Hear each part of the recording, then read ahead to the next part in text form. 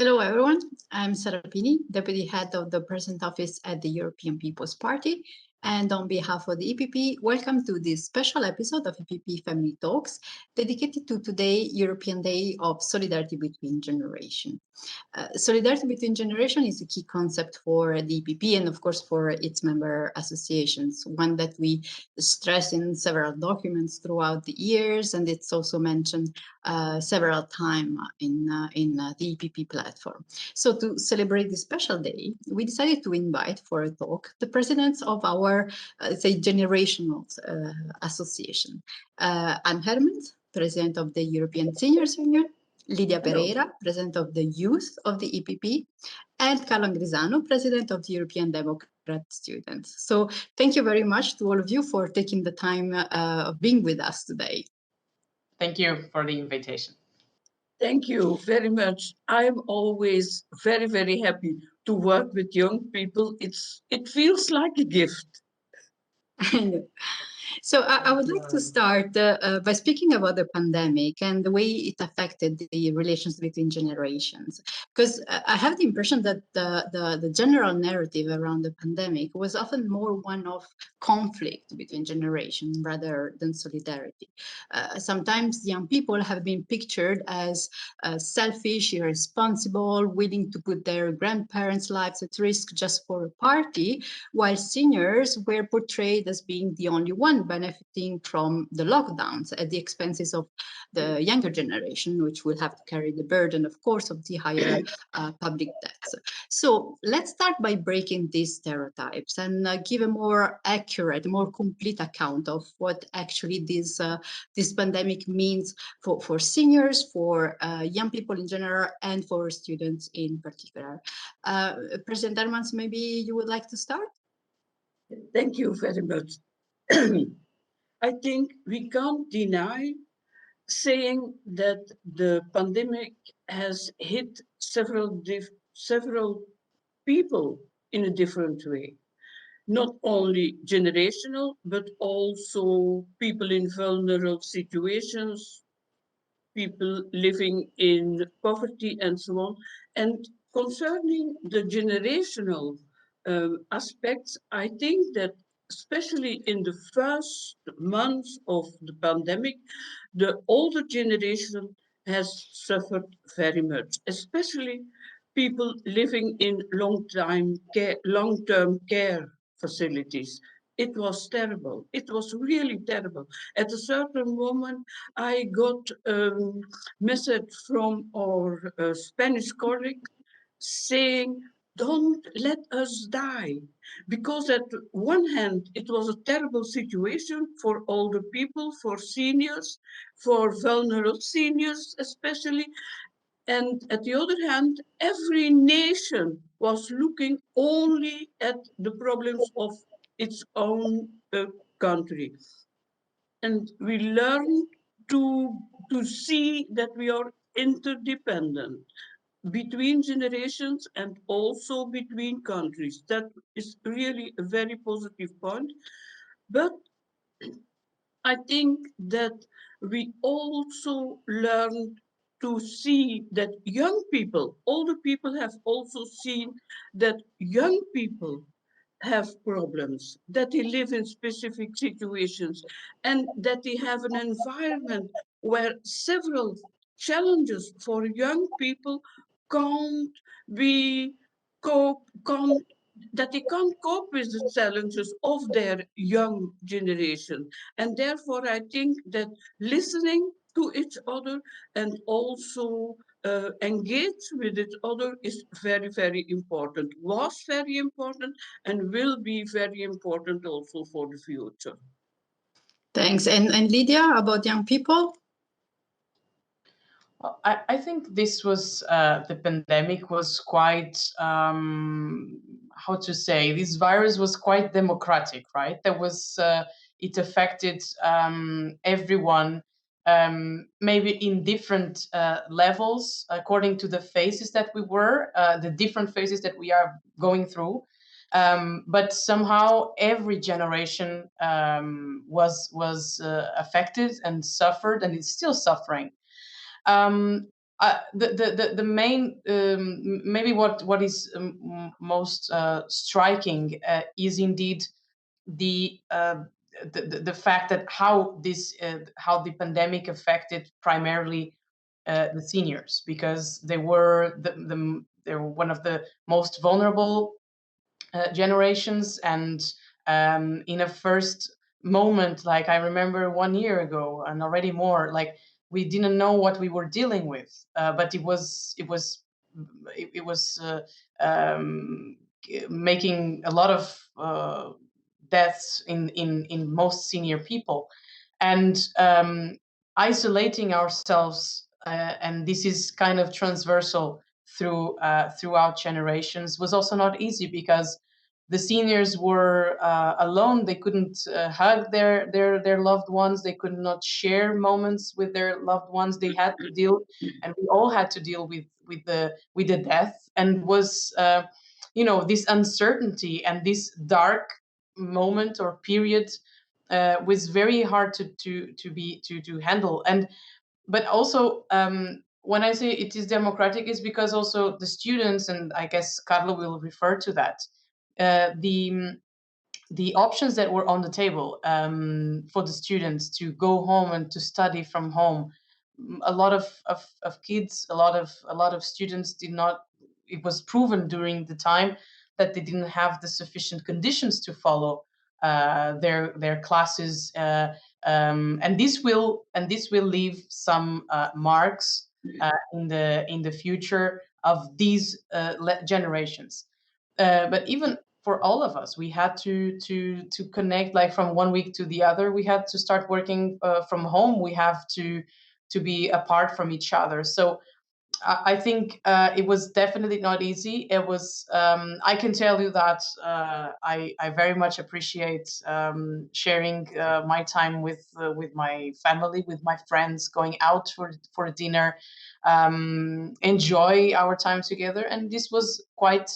Has been quite strict, in the sense that the restrictions that we have to comply with, because until we are fully vaccinated, we don't have a lot of options. So we really, if we want to contain the virus, we have to do our part, and our part is stay at home, is being kind of isolated. So it is very hard, and I think it's for all generations. The impacts are all there. There, as I said, there was a primarily impact on the most senior ones, and the need to protect our grandparents, our grandmother, our grandfather. For me, going home and being always very cautious of not getting too much close to my grandmother, this is really hard. So I guess it's been unfortunately quite of an experience. I could have, I think none of us would like to repeat this in the short term, or nor in the in the living time. But I guess this was one of the things that the virus, this coronavirus pandemic, revealed, was that it affected all generations in different phases, in different circumstances, but it affected us all, and that's something that bonds us together, right? There's this concept of solidarity. We know that it's not easy for any of us.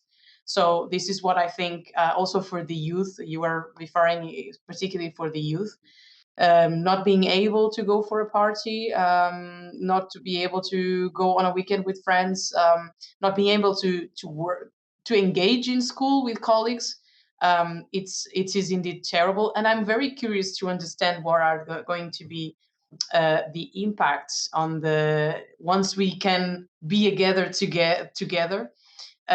What is the impact? Are we going to be more apart from each other even in the future, or we will go back to the normality? We will be able to create memories together as we were before the pandemic. Yeah, and I think that what you said about solidarity, most young people were actually thinking about their grandparents' health before their own interscatter, but they, as you said, they suffer a lot, especially students. Carlo, how did you live? How did students live this the fact that schools and universities were closed for so long?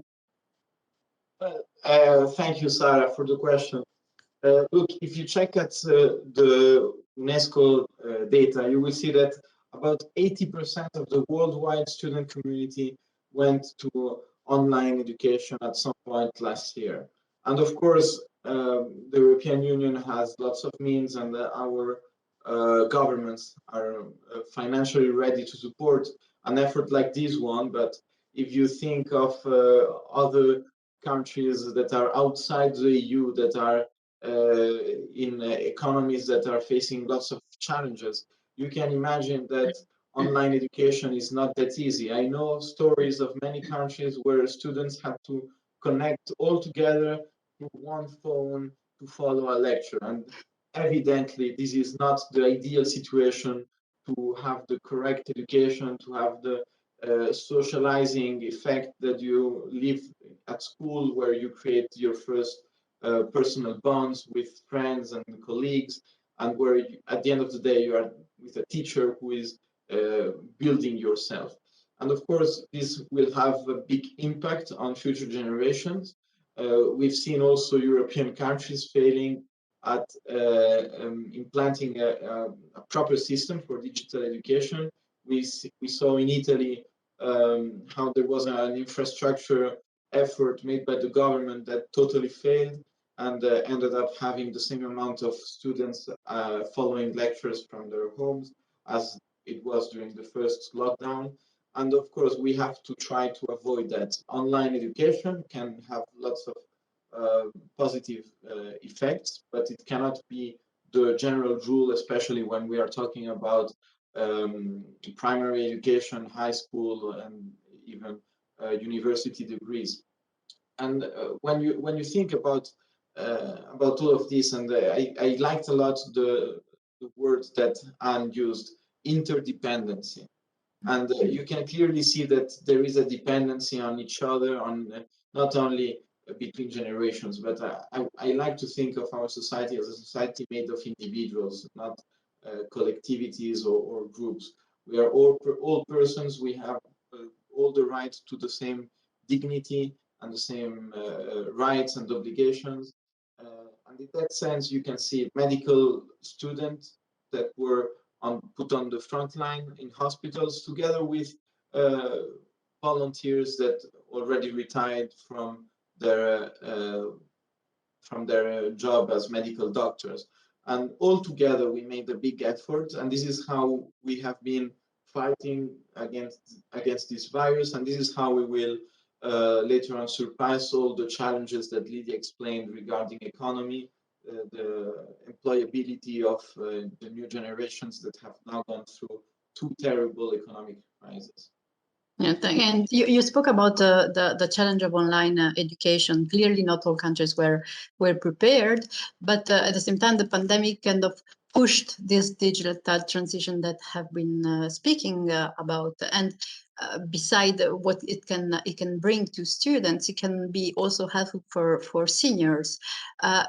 So, President Hermans, coming back to you, because another stereotypes that media have sometime relayed even before the pandemic is that of seniors as being a passive subject, while the ASU has always shown that seniors are and want to be an active part of society, and the digital transition can help, provided we manage to overcome the obstacles remaining. So what you think it should be done, and especially, do you think that the younger generation, the so-called digital natives, can do something to help?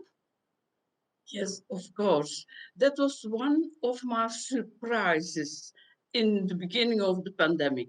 The use of such stereotypes. It was terrible in the beginning. I was surprised because, like you say, seniors associations and a lot of seniors in society, older persons want to play a role in every part of society, and they do in several parts.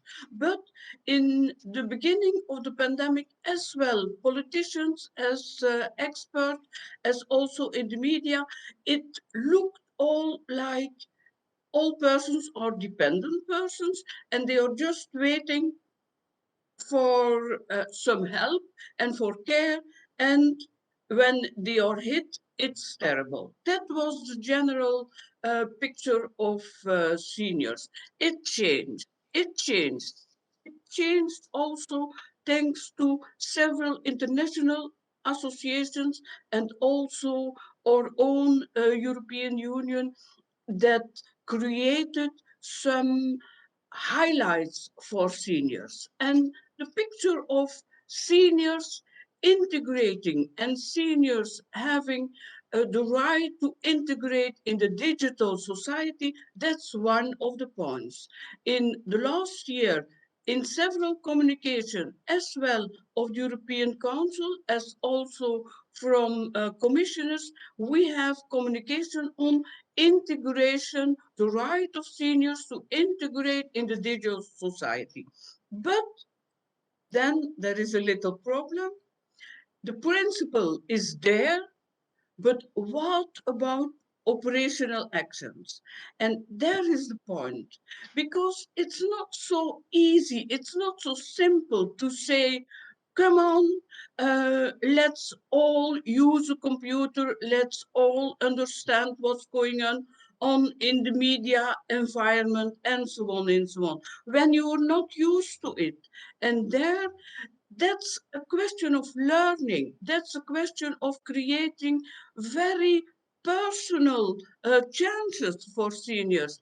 And I think that, yes, it can't be in another way than that here young people help that they really support older generations to be integrated, to learn, to use digital communication, and so on and so on. And we saw that already in the last months, there was an increase of users and there was an increase of competences and so on. It was visible in several research results.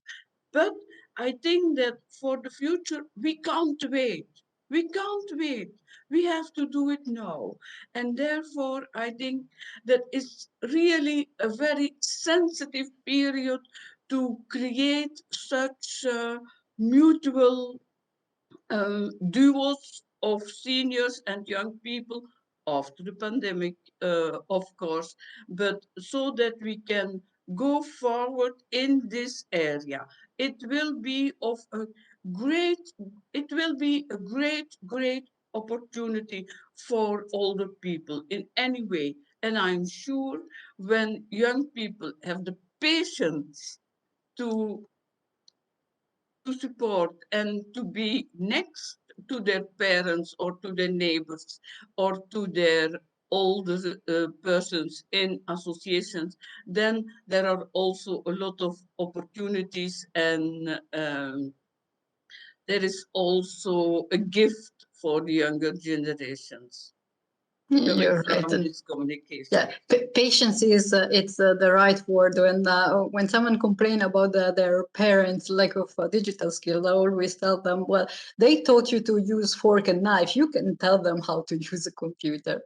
But speaking about inclusion, about participation in society, young people also want to be more included and have their voice better heard. And some countries are considering or even have already adopted the idea of lowering the voting age. Carlo, do you think this could be helpful, or maybe we should start with addressing the root causes of the youth lower turnout in elections? Well, it is a very good question, Sarah. Of course, I'm talking on behalf of myself, and this is a personal opinion. I am not in favor of lowering the voting age. I believe that vote is the most sacred democratic exercise that there is. You are expressing, at the end of the day, the sovereignty of a country, of a nation. And in that sense, I don't think that it is positive to lower the voting age. I believe that 18 or 21, as in several countries, or even 25, like in Italy, which is the minimum age to vote in the Italian Senate. I believe that it makes sense, because when you are voting, you need to have some life experiences, some knowledge, and this is how you can develop at the end of the day a personal opinion that is based on not only a trend or something that is very popular at the moment, but you have your personal criteria to decide. You need to give people this possibility to first develop the personal criteria, and then they will have all of their life in front of them to vote.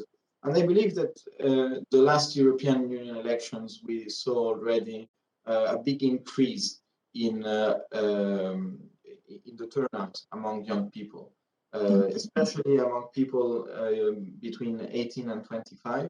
This turnout was in the last European Parliament elections increased in more than 14 points, and between 25 and 39 years old, the turnout increased in more than 12 points. So I'm quite sure that there are many things we can do to engage with young people. We have certainly an issue with people going to ballots and to getting them out to vote, because it tends to be the lowest turnout, to be honest. We can think of the Brexit, for example, where there was only a 22% turnout between young people, and this is mainly why Brexit succeeded. So it is not up to the legislators to lower the age, but it is up to us to engage with young people, to our political family, to make them go out and vote. And Lidia, do you agree, or does Yep have a position about this? No, we don't have a position for a minimum age for to be able to vote. What and honestly, I don't think, and I think Europe is very much diverse. We have historically we have different stories in each one of the member states, and I guess it also has its implications in how we see these topics, like the ones like what is the voting age most adequate to promote more participation. And what we see is that after like a few decades ago, the percentage of participation was very high, and it's been a little bit declining. It varies from whether we are talking about the south, the north, the east, or the west. But there is sort of declining. It seems like at the moment or nowadays the levels for the approval of the democracy of our democratic systems are quite low, and I think it reflects then in the turnout. Now, it is different from country to country to see and to deal with such matter. And as I was saying, it really has to follow the reasoning and the majority of the member states, how they decide or how they deem convenient to set the voting age. Now, with this being said, what I also think that it is important for, and in particular for political parties, and I am a strong defender of the democratic representation. I have my concerns on the direct democracy. But traditional political parties, they have to make their internal assessment and try to understand why they are being less and less appealing for young people. What is failing there? Is it the message that is not going across? Is it the communications that are somehow old-fashioned? Why are young voters not engaging with traditional political parties? And this is also an assessment for EPP to do and for the EPP member parties to do and to take as a first priority, because I think it's a two-way problem. On the one hand is the problem with the message, and the other one is communication. Everything changed so much in the past decade.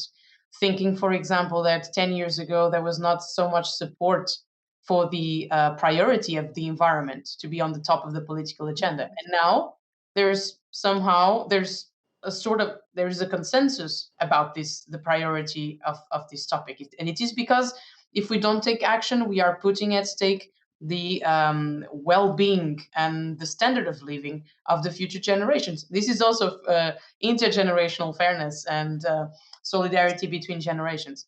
So political parties really have to think what is not working so well, and where they have to change their approach to be more attractive, to be more on the side of the youth, of the young voters. So on this, I don't think the matter for more participation is necessarily related to the voting age, because we know the past and we know already there is some light shed on what is necessary to be changed and to be acknowledged first by the different political parties. And I'm not only referring to the center right, because center left also has the same issues, and of course I'm not taking into account the extreme right and extreme left, with which I really don't relate to, and but it is important that the moderate parties look at what is happening on the fringes, because what we also see is that there's a lot of young people somehow persuaded by the extremes. So I'm not. I will give an example that is, I think, a good one.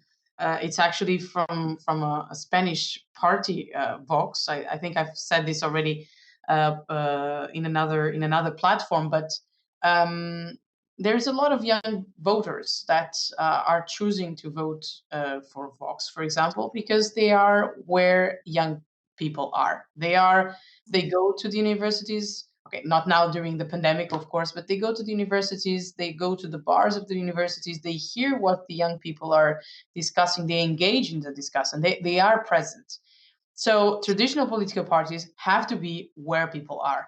And if people are also in online communities, they have to be there. They have to engage with those. They have to hear, they have to listen, they have to read what the comments are, because young people are not disengaged with politics. They have an opinion every day, online, Facebook, in Twitter, even in commenting just an Instagram picture, right?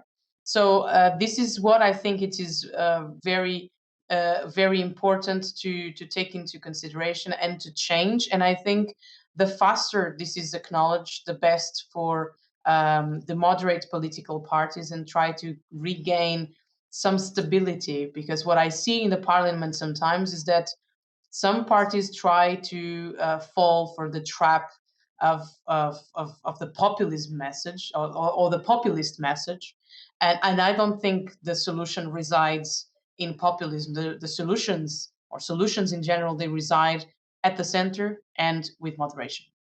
And that's why EDS and YEP are so important for the EPP, for our political family, because you spread the message to young people. But let's get into a more positive note, because until now we have been a bit negative. But during the pandemic, there have been several examples of solidarity. So I would like each of you to give me a concrete, very brief example about what solidarity gave you hope for the future of solidarity between generations. So maybe let's go back to President Hermans first. Yes, first of all, I would like to say that I totally agree with the communication of the young presidents on the participation and the necessity of intervening with more actions and more plans to young people, so that they are that they like to be involved in the political system. Maybe also we have to change our systems and our methods and so on. But communication and solidarity between generations is a very important principle also here, I think. A concrete example in my own environment about solidarity and the role also of young people is and was in my eyes an initiative that existed already several years, providing meals for families living in poverty. And these meals were prepared by groups of older people, volunteers. And then in the pandemic and during a long period, it was almost impossible for older people to come together and to work together and to prepare these meals. And what did we see? That groups of young people, especially students, that they replaced these initiatives and that they prepared it and they developed a total system so that the families could be helped and supported, and that at the other hand, that there was a very nice communication also between those volunteers, young people and older people. It impressed me really. And Lidia? One of the examples that I think it was very a very good one, or one of the good ones, was actually in Portugal. But I think there was a similar initiative in Germany where the youth organized itself to go and check on their neighborhoods, on their senior neighbors, and they were checking whether. So everything was organized through an online platform, and the volunteers, so the young volunteers, were asked to check to check on their neighbors, senior neighbors, but also to do their grocery shopping for them, because they were kind of requested to stay at home as much as possible, not to be put at risk. And I think this is a very good example of solidarity that this pandemic revealed. But another one, and this is not so, it's also community related, but I think it's one of the big political discussions that we have at the moment, and it's related to vaccination. I think one of the best examples of solidarity in Europe has been how the vaccination has been handled until now. I know we are not 100% happy with the slowly rollout of the vaccination plans, but at the same time, and having in mind that if there was not a coordinated action from the European Union in the allocation of vaccines, we would see countries, member states individually running to have their vaccinations, to have their vaccines, and it was proven that it's not the ideal situation, but it proves that Europe can have solidarity among member states. I know it's taking a bit of time for most vulnerable economies, and in particular for the ones that very much depend on tourism. It's terrible, this delay in the process, but at the same time, smaller and smaller countries wouldn't have the access to vaccines if it was not from the European Union to take to itself the responsibility and of the coordination of the vaccination plan. So I think this is something very hard, and maybe it's a point for a future debate. But it is the best example that Europe is working, and that we are here for each other, and member states have been patient enough to not be out of the solidarity solution that the vaccines bring. And I think it is a very good example of the European solidarity. Okay, thank you very much. And Carlo, yes, tell me. Well, I believe that during this pandemic, during this health crisis, we haven't talked enough about the medical doctors, and especially about young medical doctors. And I can think of a good friend of mine that is a member of NNGG from the youth of Partido Popular in Spain, Jesus, and together with hundreds and I'm sure even thousands of young medical doctors like him that passed the medical specialization exam only in January 2020. They volunteered, even if it was not mandatory for them, to be there in the front line working with COVID patients. They all put their lives on the line. They were all voluntarily separated and isolated from their families. They couldn't see their families for months. They had almost no resource to work. They didn't have gloves or masks. They had to provide with plastic bags and whatever resource they could find, and they exposed themselves to getting sick. But without them, without this frontline of medical doctors that volunteered and that helped hundreds and thousands of patients to go through this terrible illness, I'm sure that we wouldn't be where we are right now. Thank you very much, Carlo. So I would have a lot of other questions to ask you, but our timing is coming to an end. So I would like to ask you, all of you, just one final question. As sister associations, you have often cooperated, whether with joint projects or even just working together in the framework of the EPP, in the working group, etc.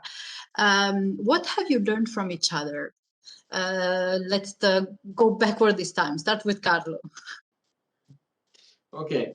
Well, of course, YEP and EDS, we share many member organizations. I have myself been a representative in the YEP Council and the EDS Council, so it is quite natural for us to work on the same topics and to work on policy together. And at the end of the day, students are mainly part of the youth, and we have also many youth associations and the other way around. So with Lidia, we've had a very close relationship over the last 2 years. I am retiring, even if I am the youngest here, but in a few months I will be leaving EDS, and I've also had the opportunity to work with Anne in the political assembly, and it's always a pleasure for me to learn from our seniors. I believe that there is nothing special in being young. It just happens. I was born that way. One day I will stop being young. So I'm always grateful to listening to the advice that our seniors have in the party. And I'm sure that from now on, especially thanks to you, Sarah, for bringing us all together, we will be able also to find more common frameworks to work on. Thanks. And Lidia, what have you learned?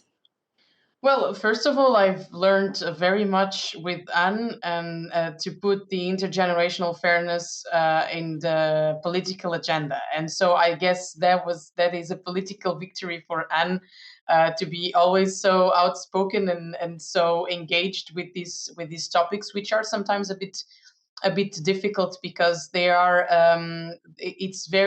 it can be very theoretical at some point, and then the concrete actions are missing in the action plan. And so actually we are having again another resolution in YEP about the intergenerational fairness. It's titled "Make Tomorrow a Priority of Today," where we concretely present how we can implement solidarity between generations.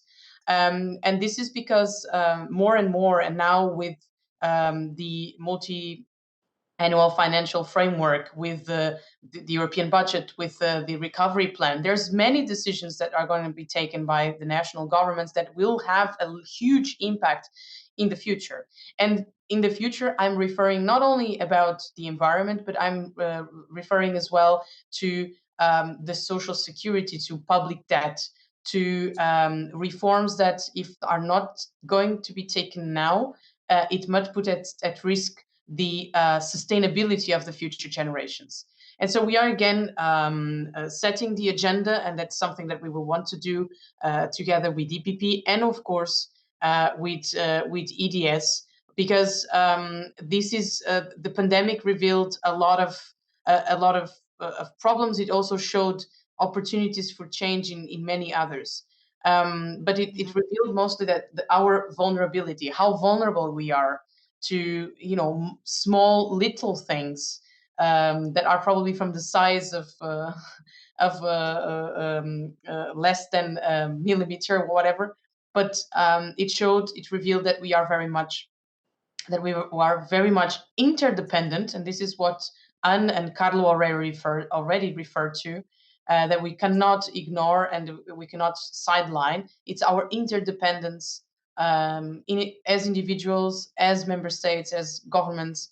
So it is absolutely a priority that we take seriously this agenda of intergenerational fairness. And for that, we are proposing the creation of a committee for the future in the European Parliament, but also calling on national parliaments to create that committee on the future, which can have discussions and be held accountable for the decisions made by the politicians in the present, and hold them accountable for the misfortunes that might derive for not so well planned solutions. And another thing that we are proposing is the creation of the ombudsman for future generations. With the recovery plan, with the recovery fund, with the European budget, it's increasingly more clear not only the interdependence between member states, but also the transnational governance of all these topics. So it is becoming very hard to hold people accountable for their actions, and in particular for politicians. And I think if we are going towards a more transnational approach, and this is what the discussions on the recovery fund and on the EU budget showed, it's more integration, which doesn't necessarily mean less losing competences on the national side. That would be a different debate. But anyway, the path is through more integration, through more cooperation. And here we have to have a reference to whom we can ask questions. We can make sure that the money that is being spent in the present is correctly allocated for the challenges that we have in the future, and for which, if we don't have an answer today, it might be too late whenever another crisis pops up and we have to deal with it. So this is what I think it is crucial. And also working more together as associations. It's been possible to do that, and I think we are more successful if we are together in these very important issues. So this is what I think I would say in response to your question. Thanks. And President Hermans, you're clearly been mentioned as a mentor by Carlo and Lidia, but did you learn something also from them?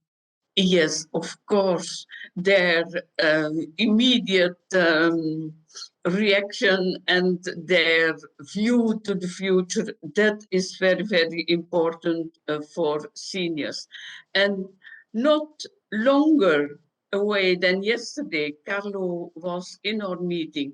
We invited seniors also to look at how their government and how in society the recovery was created and how they could work together and what could be done for social aspects, also for care, for social aspects, for the digital and so on. That's very important. I think that in the EPP it's great to work together, and like I said at the start, I feel it always like a gift to work together with young people and to learn from them and to transfer what we have as insight in respect for each other, not only in an attitude like it was like this, please follow me. No, we have to look together to the future. And I hope that in the EPP we can do better. We can always do better. We can work together more and more so that we are in the perspective that Commissioner Suissa developed also, that we have, that we work and that we look at demographic change from a life course perspective. This means that we speak about older people and that we speak about healthy aging, active aging, not only from the age of 74 or 73 or 67 and so on, but that we look at is at a challenge in lifetime and that we look at it as a great opportunity. And when we say it's a part of the life course, we have to do it together. And that is really the challenge for the future, I think. Thank Yeah, you. you're perfectly right. It's not a dichotomy, youth and seniors is continue. But thank you very much for your time, to all of you. Thank you for this very interesting conversation that could have go on and on and on, I think, because it was really a pleasure. And to all of you, thank you for tuning in to this episode of the EPP Family Talks, and see you next time. Thank you very much. Bye bye. All the best.